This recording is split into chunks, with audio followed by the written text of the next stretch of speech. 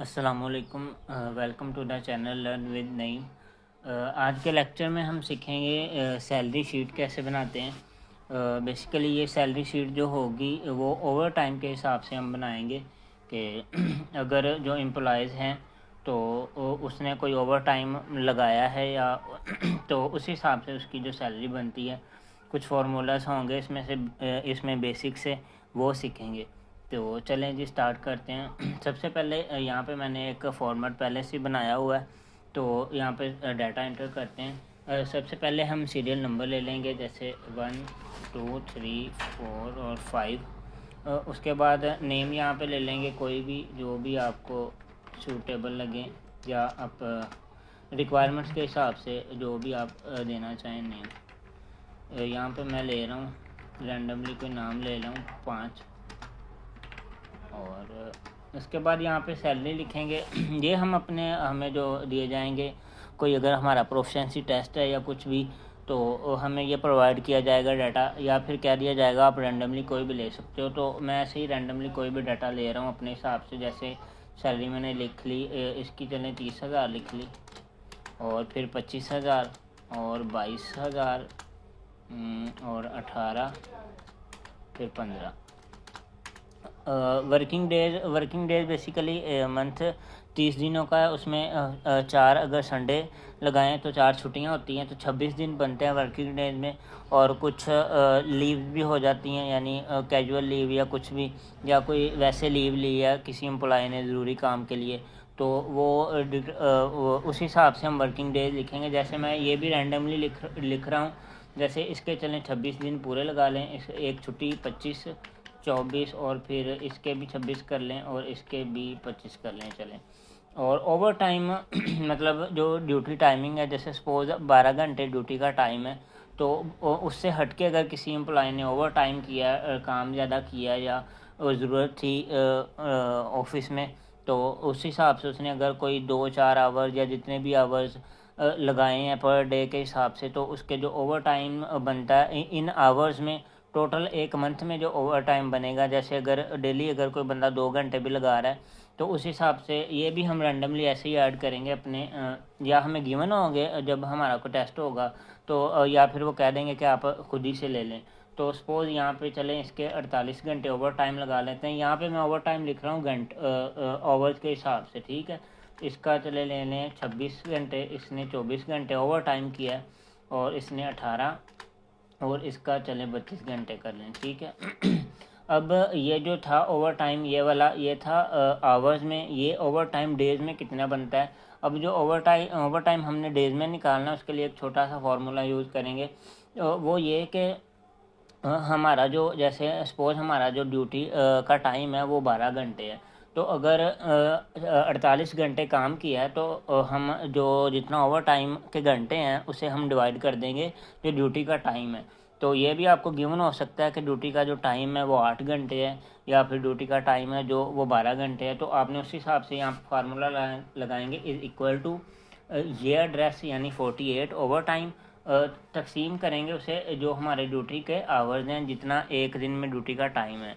तो एक दिन में अगर सपोज यहाँ पे मैंने 12 रख लिया है कि 12 घंटे हम एक दिन में काम करते हैं, तो 48 घंटे लगाए हैं, तो अगर उन्हें उनके उसके दिन निकालने हमने, तो सारी बात है हम वो टोटल 48 घंटों को हम 12 पे डिवाइड कर देंगे। तो ये 4 दिन ओवर टाइम बन जाता है, 4 दिनों का ओवर टाइम। 48 घंटे और 4 दिन, 48 घंटों का जो ओवर टाइम है वो बेसिकली 4 दिन बनता है। तो यहाँ पे अगर मैंने यहाँ पे मैं ड्रैग भी कर सकता हूँ, फार्मूला नीचे कॉपी हो जाएगा। तो अगर ये नहीं करना तो कंट्रोल डी, जो मुझे अच्छा लगता है वो ये है कि मैं इसको सिलेक्ट कर लेता हूँ और कंट्रोल डी प्रेस कर दें, ऑटोमेटिकली फार्मूला नीचे कॉपी हो जाता है। और ये जो इशारिये वाला सीन है, यहाँ पे हम इसके कम कर सकते हैं। एक मिनट, यहाँ से हम अपने जो इशारिये हैं वो कम कर सकते हैं। ये बन गए जी ओवर टाइम के डेज, 4 दिन बन गए। जो 26 घंटे हैं वो 2.2 डेज बन गए, यानी 24 घंटे होते तो एग्जैक्टली 2 दिन बन जाने थे। उसी हिसाब से ये दिन बन गए हैं, हमारे घंटों के हिसाब से ये दिन बन गए हैं। अब जो टोटल वर्किंग डेज है, टोटल वर्किंग डेज अब यहाँ पे आपको बताता हूँ, is equal to total working days 26 हैं, 26। और ये जो ओवर टाइम के डेज हैं ये भी इसके डेज में काउंट हुए, ये भी इसने काम ही किया। तो यहाँ पे हम प्लस का फार्मूला लगा देंगे, प्लस ये। अब ओवर टाइम जो इसके टोटल वर्किंग डेज बन गए, ओवर टाइम डाल के वो 30 बन चुके हैं अली के। ठीक है, अब फिर मैंने फार्मूला नीचे कॉपी करना है तो मैं सिलेक्ट कर लूँगा, जहाँ तक करना है कंट्रोल डी कर दूँगा। आप वैसे ड्रैग भी कर सकते हैं। तो इसके 27 दिन बन गए, इसके 26 दिन बन गए, इसके मतलब उस हिसाब से उसके ना टोटल वर्किंग डेज बन चुके हैं जो ओवर टाइम के हिसाब से। जो ओवर टाइम दिनों में हमने निकाला था ये वाला, ये आवर्स में था, ये हमने दिन में निकाल लिया।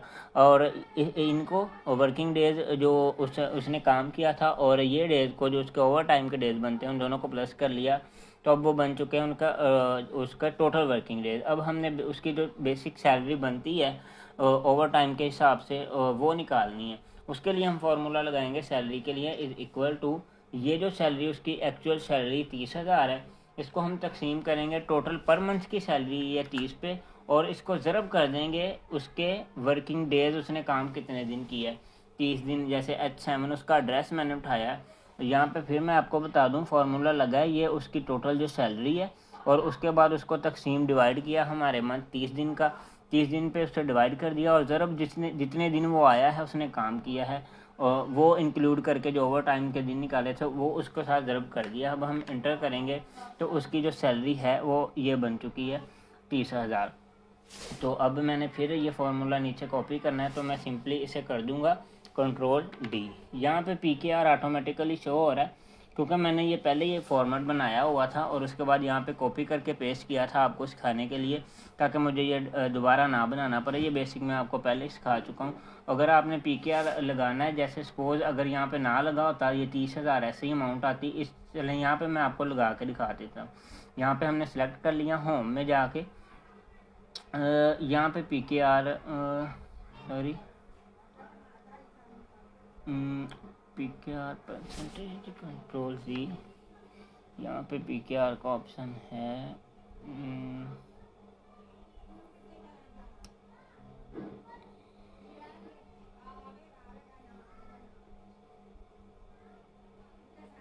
यहाँ पे करेंसी है, जहाँ पे RS लिखा हुआ है यहाँ पे हम चेंज कर लेंगे, सर्च करेंगे PKR सर्च करूँगा, मैंने P लिखा है तो ये यहाँ पे PKR आ गया। अब यहाँ पे मैं लगा दूँगा तो PKR लग चुका है। बेसिकली यहाँ पे पहले फॉर्मेट में लगा हुआ था वो यहीं से लगाया गया था। अब मैं इसे कंट्रोल D कर दूँगा।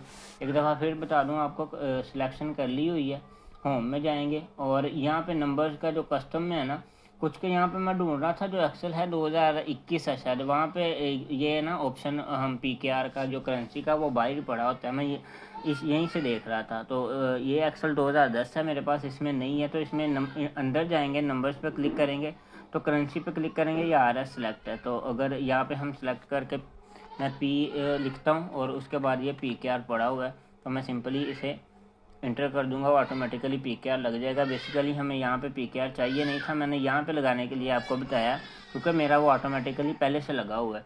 अगर नहीं लगा होता तो आप यहाँ से लगा सकते हैं जैसे मैंने आपको सिखा दिया। तो यहाँ पे अब नहीं चाहिए। तो ये बेसिक सी सैलरी शीट हमारी बन चुकी है। और इसके बाद हम ये तो थी सैलरी शीट ओवर टाइम के हिसाब से, मतलब अगर किसी एम्प्लॉय ने ओवर टाइम लगाया तो। मगर नेक्स्ट लेक्चर में हम सीखेंगे सैलरी शीट में आपको बनाना सिखाऊंगा वो जो कुछ अलाउंसेस होते हैं हमारे HRA TA DA और कुछ डिडक्शंस होती हैं जैसे प्रोविडेंट फंड है, और इसके अलावा भी कुछ डिडक्शंस होती हैं वो उनका जो सारी टर्म्स है HRA क्या होता है TA DA क्या होता है और जो डिडक्शंस होती हैं ये फार्मूले वो निकालते कैसे हैं, वो फार्मूले हम कैसे लगाते हैं। तो वो इंशाल्लाह नेक्स्ट लेक्चर में एक सैलरी शीट और बनाएंगे फार्मूलों के हिसाब से HRA TA DA के हिसाब से। तो इंशाल्लाह मिलते हैं नेक्स्ट लेक्चर में। तब तक अपना ख्याल रखिएगा। अल्लाह हाफिज़।